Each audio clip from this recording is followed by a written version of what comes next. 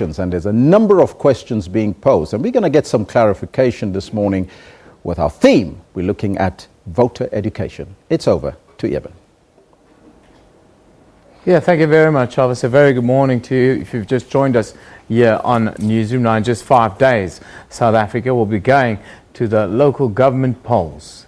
The date of South Africa's 5th municipal election is on Wednesday, the 3rd of August, that is. Now, we'll be asking simple questions today. Why are the municipal elections so important?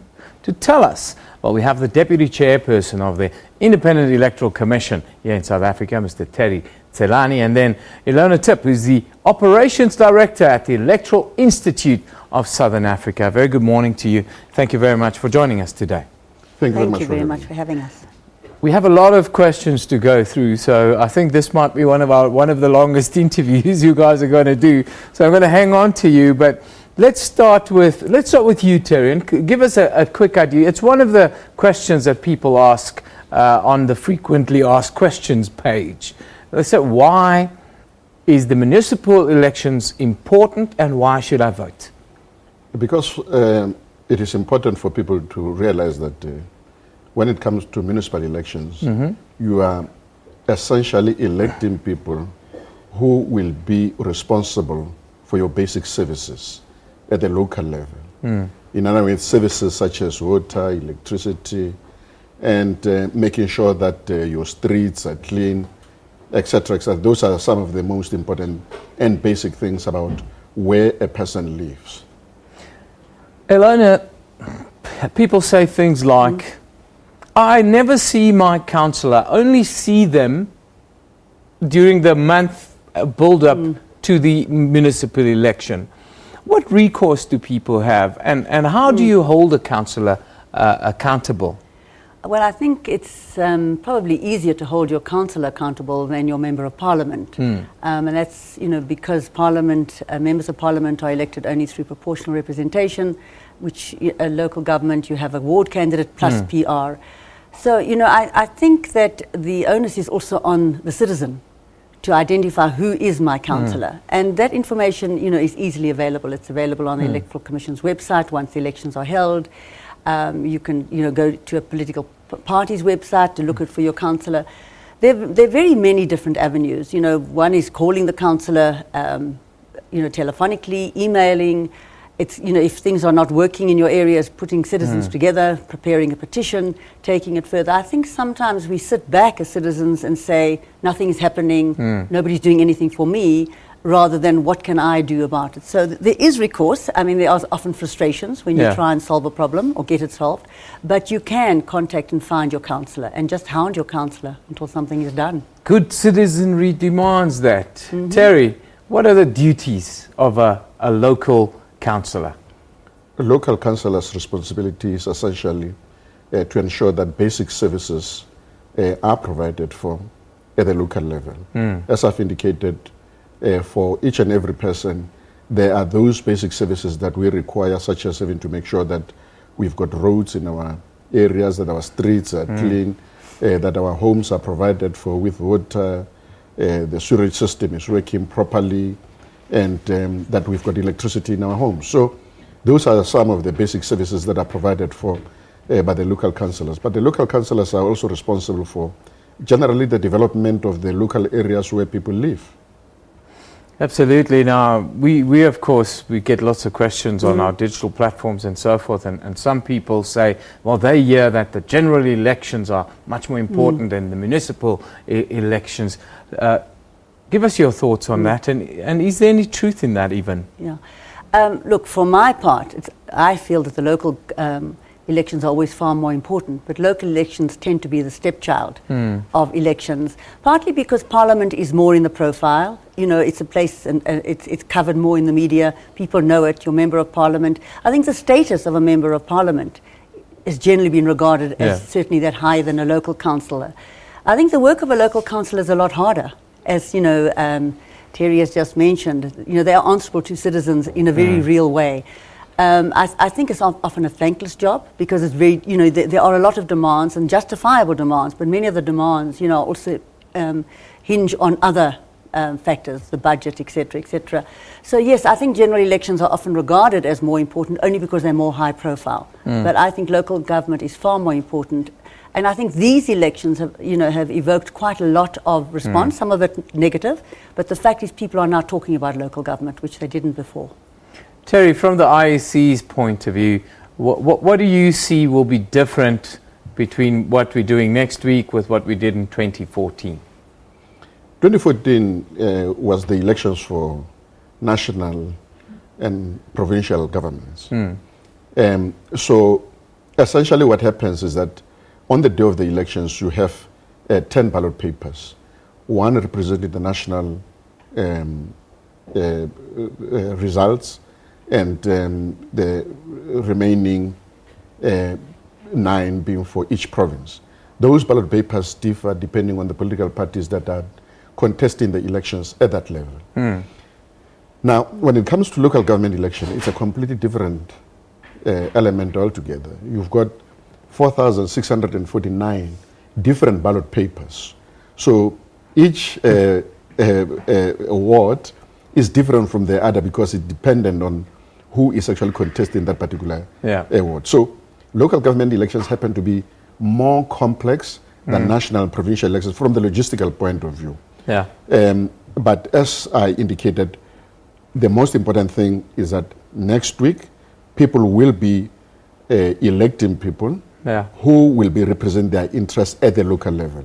And for national provincial elections such as the ones that we had in 2014, it is the election for people who are going to be representing you in the National Assembly as well as Provincial Assembly. Now, before we carry on with how the election work and the machinery on that, of course, there's a case before the court today, Terry, that could affect how things go next week. If the NFP, if they're reinstated, how are you going to reflect that on that 4,600 odd ballot papers that you've printed? How are you going to do it?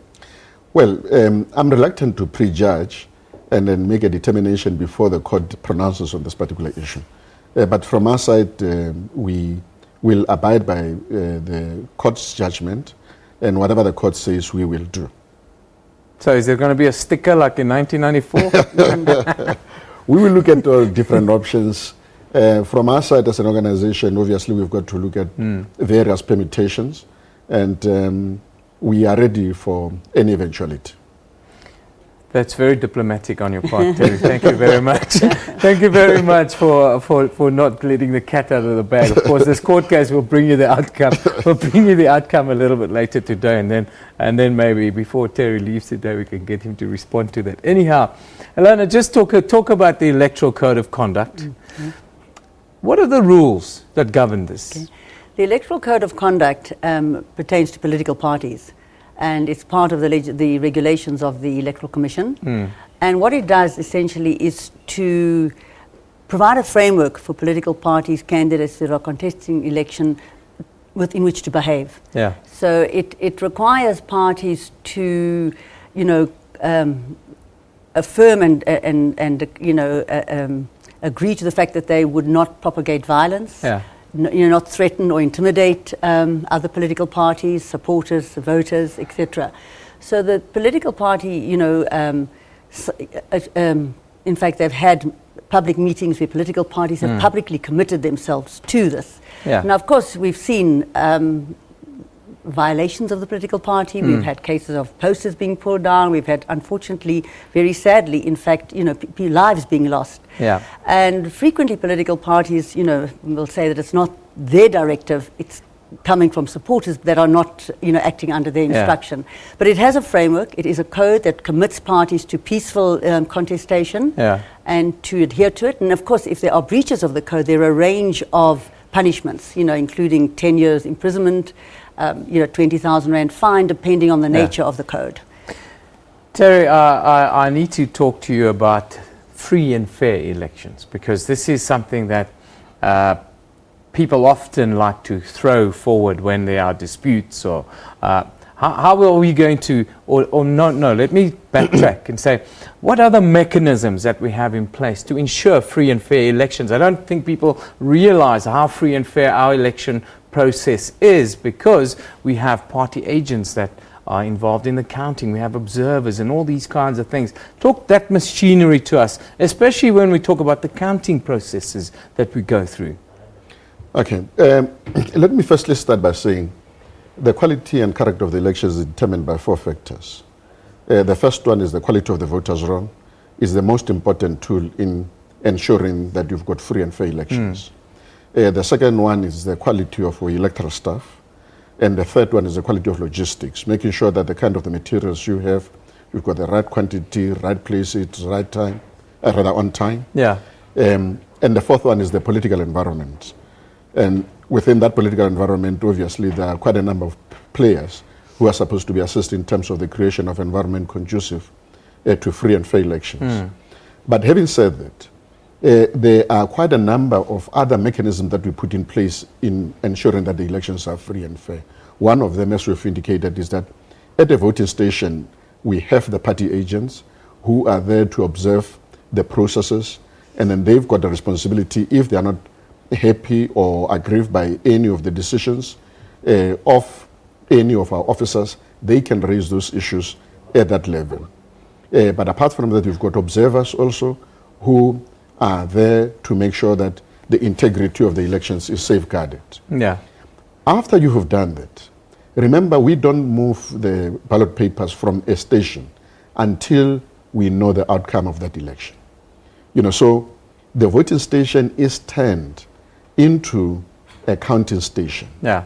And all the party agents are there, they see the process, and then after counting has happened, they are then able to attach the signature to the result slip and make sure that indeed that is a true reflection of the discussion. And but an important element of that is that even after you've taken this step, you take now that result slip to a municipal office where the information is captured into the system. But immediately the result slip is also scanned. So you can be able to compare the two.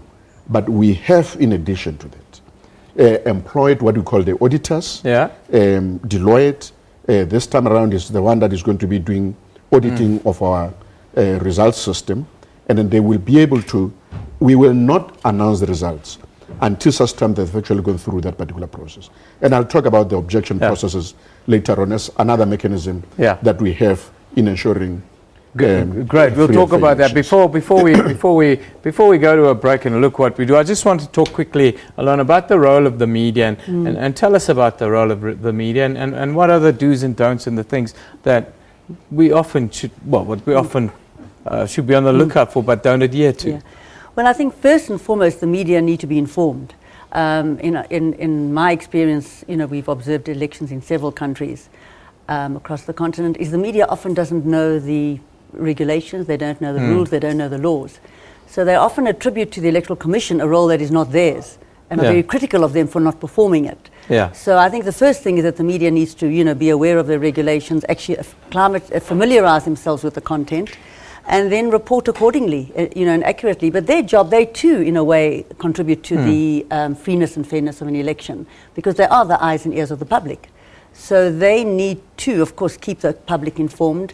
I mean, what you're doing now through a voter education program, media has a very large audience. And sometimes I think we don't use them enough to reach out to that audience. So the media has a very important role, in reporting accurately as to what's going on. We as the public broadcaster in South Africa take that role very seriously, to be honest. Well, right now I'm with the Deputy Chairperson of the Independent Electoral Commission here in South Africa, Tselane, and Ilona Tip. She's the Operations Director of the Electoral Institute of Southern Africa. They're going to stay with me. We're going to come back after a break and continually talk about some of the more intricate details of municipal elections 2016. Things like PR, what is that? What is proportional representation? And how does it play out within a voting district and the like? But before we get there, let's go to Alvis to bring you up to date with what else is happening in the world. Yes, thank you, Eben. And of course, we are taking a look at municipal elections today, which is very important. We would like to get your comments on the Twitter handle as well as on the Facebook page in relation to our discussion that we have today, and that is the CEO sleepout. We'll cover it in a short while. But let's take a look now at what's happening on Twitter and social media. And we